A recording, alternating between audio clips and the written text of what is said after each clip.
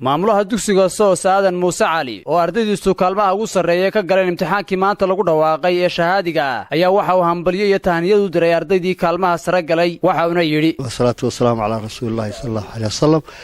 aad iyo aad waxaan ugu faraxsanay natiijada weyn ee keeneen dugsiga sare ee Soos iyo aad ugu shaqeeya wasaaradda tacliinta gaar ahaan wasiirka iyo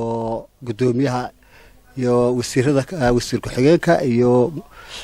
gudoomiyaha imtixaanaadka iyo shaqaalihiisaba tacabka weyn ayaguna ay soo galeen dugsiga sare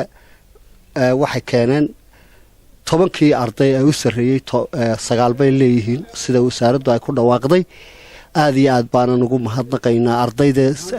dalka oo dhan ardaydii gashay gaar ahaan ardaydeeda waxaana la sheegay sida wasaaraddu ay noo soo sheegtay in ardaydu sanadkan si fiican ay hawl u galeen moobiladiina ay yareeyeen insha Allah sanadda dambana waxaan ka rajaynaynaa in guushaasi aynu keenay Soomaaliland oo dhan u dhab ay keentay in gidigiina hambaliyo sida ay namadiina natiijada wanaagsan keenay iyo kuwiina kale dhaxda keenayba inta dhacdayna waxaan leenahay dadaal dambe Maxamed Jaamac Umar warbaahinta SBC Hargeysa